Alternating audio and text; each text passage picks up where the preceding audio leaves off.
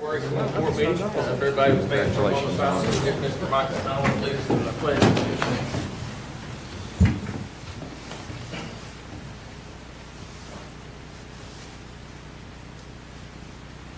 I pledge allegiance to the flag of the United States of America and to the republic for which it stands, one nation, under God, indivisible, with liberty and justice for all. Clerk, call roll. Davis. Here. Edge. Here. Frank.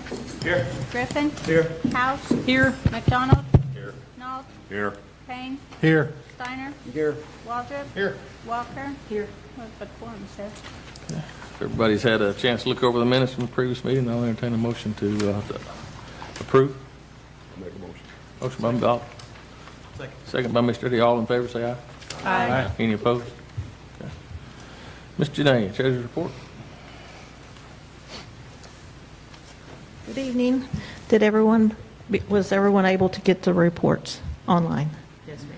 Okay. Is anybody having any issues with that? Be sure and let me know. I will walk you through it. You can come by my office. I will show you how to get there so everybody can see.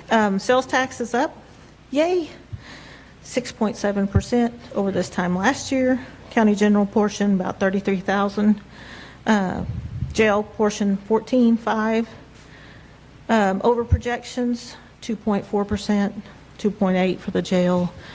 That's just 1 month, but that's still good. So, any questions? You did good. I didn't, money but in. thank the Lord. Thank you. Dan, you got a presentation you want to? You be all right standing? Yeah, Okay. once I get there. Okay. Yeah. About 2 years, I made a presentation and explained to the body what we're doing in the way of suicide prevention. Started out with veterans, but it's actually a community issue. We've been working at this about 10 years. And when we started, you know, with somebody, well, how do you know you're doing better? How many is too many? So, well, 1 is too many. But kind of a lofty goal to have 0. But that's what happened in 2025. 0 veteran suicides in Baxter County. And that came about because the entire community got behind what we were doing. And to give you a kind of a little understanding of how we got here and what we're doing, we've changed the way we think about suicide. We think of it as a public health issue, not an individual problem. And most of the experts will tell you that for every suicide, there's 134 people that are impacted from that. And so while we have been really fortunate, worked very hard through all of the veteran service organizations and recruited community professionals from all the asylums in the community, including Baxter Healthcare, veteran service officers, the coroner. You know, we had the only coroner in the state that actually was breaking down the difference, veterans versus non-veterans. And Brad did a great job with that. And of course, we know Sam will do just as well. But anyway, continuing, we work with the CBOC, with the VA Community Care Network, educational community. We're into the schools working with the mental health people there and the school resource officers. And the entire community, like the sheriff's office, we didn't put them up to this, but they came up with an idea that fits right in with what we're doing with our buddy checks and what have you, keeping track of those people that tend to get isolated and lost in the shuffle. With their wellness checks that they do daily, that's right in line with what we're doing.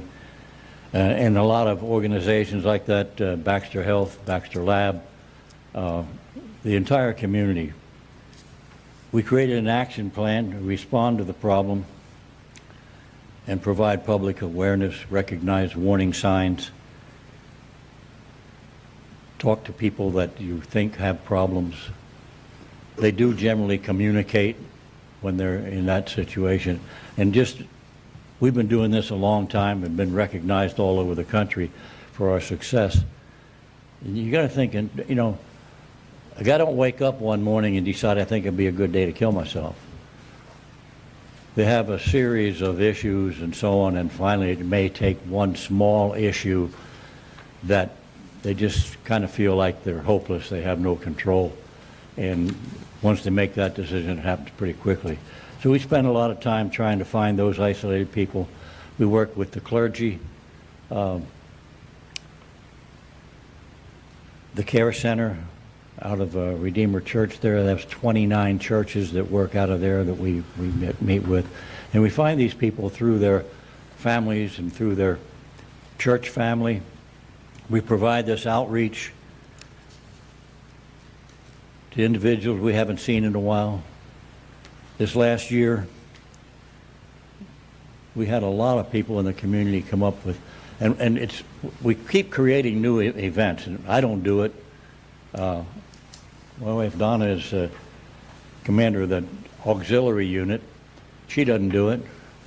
Dr. Wolford spends most of his time doing the face-to-face work with those people that need help. He don't do it by himself. So the entire community really got behind this and got something done. Through the QPR Institute, the training that we provide, and we provide it to all kinds of groups and schools and what have you. I'm a little concerned this year. We had 0 veterans commit suicide through October 31st. And we were coming into the busy time of year. An awful lot of people do that over Christmas holidays and so on. So boy, wouldn't it really be something if we got through the entire year without a single veteran suicide? You know, when I talked to Sam, middle of January, he said, absolutely, we did that. So that's quite a milestone.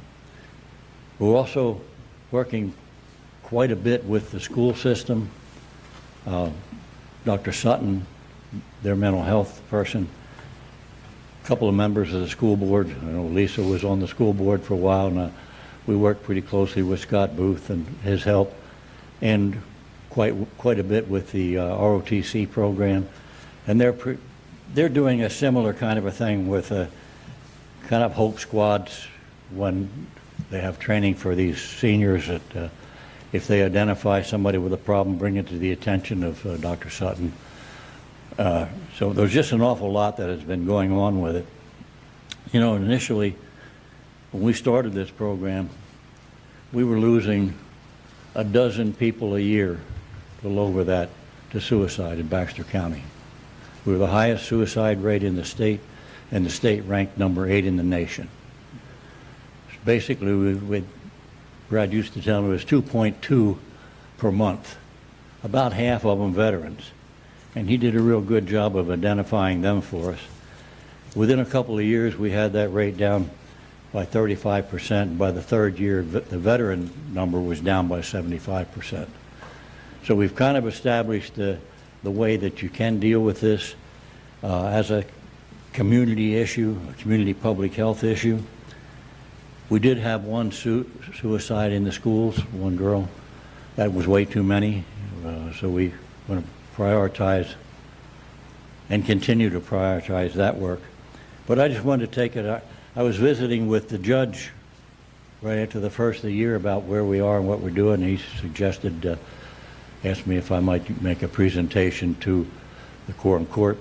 You folks had supported us all the way through this, and we're just getting started. Well, what year did the county first partner with you? I don't remember. It's probably been 5 years ago. Pretty close. Probably something like that. Yeah. So we went from how many suicides that year to 0 this year? So in 5 years, went from... Well, 10 or we were 12. running about 12 Yep. a year, half of them veterans. 1 year, I think. Yeah, the first year was like 27, and half of them were veterans. We got that down to around 12 a year, and that's pretty much cut the veterans in half. So it's coming along. There's just an awful lot to it, and there's a lot of changes that are being made, and we're staying ahead of those. You know, we used to have to transport veterans. We had 2 vans that operated, taking veterans to their health care appointments in North Little Rock and the VA facilities. We fought real hard for the community care network to bring local services available to veterans where they don't have to go 3 hours to Little Rock for a 10-minute appointment. That's had a great influence on the whole veterans community. And that didn't come easy either. George and Donna and I have been to D.C. half a dozen times in meetings with Senator Bozeman, who was a big supporter. Rick Crawford supported us. Tim Griffin, and of course we now have 2 very active veteran representatives with Stetson Painter and Jason Nazarenko. So when things are just coming along, we have a quarterly meeting, about 30 community partners. Most of them are still in the workforce, still networking available throughout. Only 1 or 2 of us that are actually retired or supposed to be, besides George and myself, Dr. Stahl, and 1 other one, I think. But most of these people are still hard at work in their community. Suicide prevention is in their job description. It's something that they signed on when they see what we're doing, and it keeps growing. We went from having the big October outreach picnic. The purpose of that is to bring these veterans in and introduce them to things that are available. As they sign up for VA care, suicide numbers seem to come down when they begin to get the care. Because a lot of the older veterans may have applied for a veteran benefit back 40 years ago and were just flat denied. They went away and said, "The heck with this." Well, the VA we deal with today is not the VA we dealt with 40 years ago.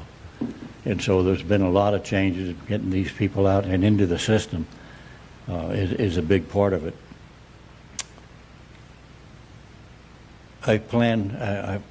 We have to continue to plan, as I said, like with the transportation system. We had 2 vans that used to operate from here to Little Rock. We got to where with the community network that we were able to establish, they don't have to go. We were able to pull 1 of those vans away from the VA and use it for local transportation. So when the CBOC refers a veteran to a local provider, if transportation is an issue, we have a half a dozen drivers and a van that we can take care of that with. So looking at the future, things are changing rapidly. Last 6 years, what we've managed to accomplish in the way of veterans through this community. And I'll tell you, there's not a community that I've ever seen that is more veteran-friendly and aware than Baxter County. And we're recognized nationally for the work that we've done. So just wanted to thank you for all the help that you've given us. Any questions for Dan? Thank you for all you do. Thank you, Dan. Thank you. Thank you.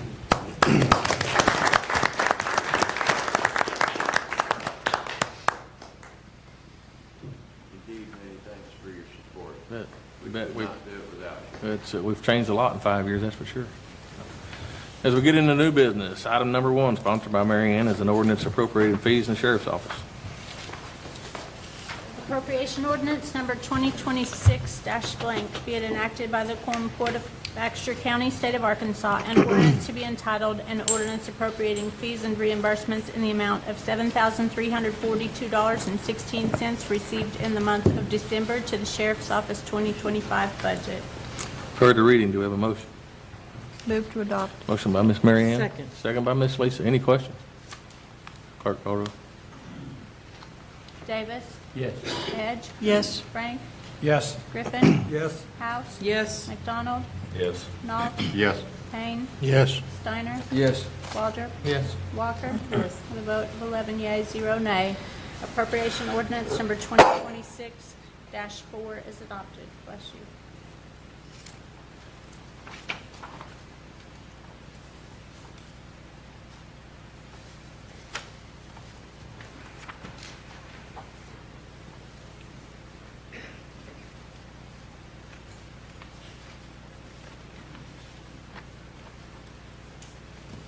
Item number 2, sponsored by Miss Mary Ann, is an ordinance accepting the interlocal agreements between Baxter County and some cities within the county. Ordinance number 2026-blank, be it enacted by the Quorum Court of Baxter County, State of Arkansas, an ordinance to be entitled, an ordinance accepting the interlocal agreements between Baxter County and the City of Cotter, City of Gassville, City of Lakeview, and the City of Norfolk for the purpose of disbursement of district court accounting records and support of county-level programming, and to declare an emergency. Heard the reading. Do we have a motion? Move to adopt. Motion by Ms. Mary Ann, second by Mr. Bob. Yep. Any questions? Clerk call roll. Edge, Yes. Frank, Yes. Griffin, Yes. House, Yes. McDonald, Yes. Nault, Yes. Payne, Yes. Steiner, Yes. Waldrop. Yes. Walker. Yes. Davis. Yes. With a vote of 11 yeas, 0 nay. Ordinance number 2026-5 is adopted.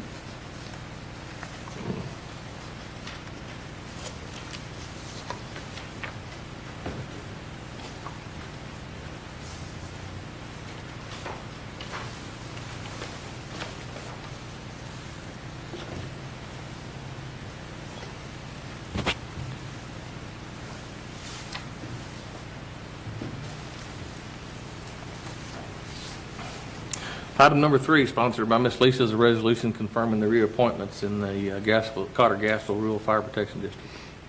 Resolution number 2026-blank, a resolution confirming the reappointments of Tom Fraze and Tink Albright by the county judge to the Cotter-Gassville Rural Fire Protection District Board of Commissioners.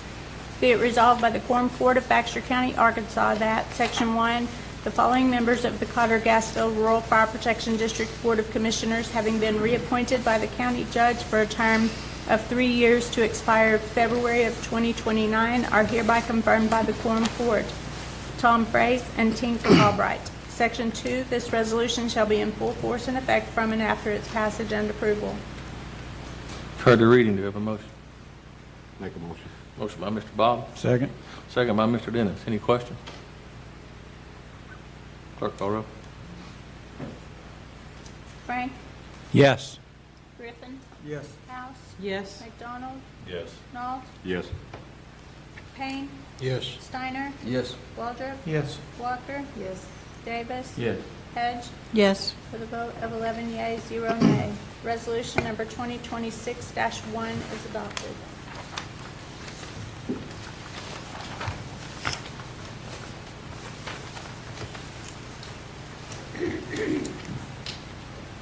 Item number 4, sponsored by Mr. Eddie Griffin, is a resolution confirming a reappointment to the Baxter County Planning Board. Resolution number 2026-blank, a resolution confirming the reappointment of Colby Pickens by the county judge to the Baxter County Planning Board.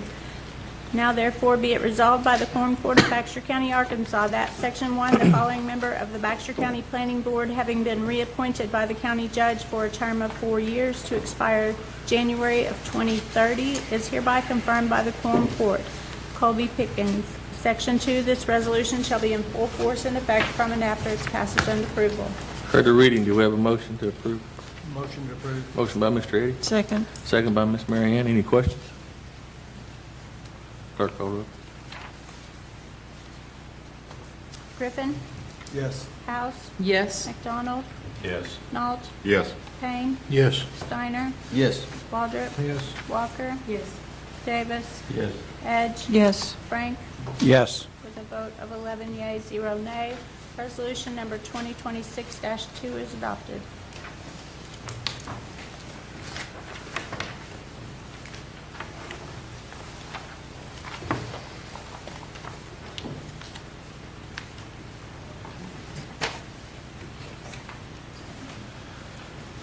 That concludes our new business for the night, which is a pretty short agenda.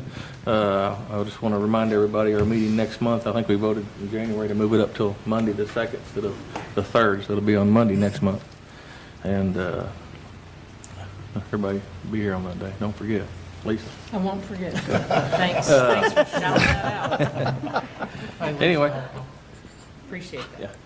Yeah. Before we make a motion to adjourn, I want to recognize Tink and Richard back there in the back. Tink's been, since she left the her time on the Quorum Court. She's been very instrumental in supporting this community, and on her own, she reached out to me last week to provide breakfast to Road and Bridge for the hard work they did last week during the snowstorm, and they did an awesome job. But anyway, Tink and Richard, thank you all for that donation, and I think you may have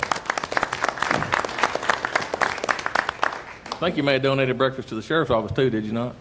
So I know they appreciate it as well. Not everybody does that, and the people on the receiving end appreciate it for sure. With that, I'll entertain a motion to adjourn. Motion to adjourn by Dirk.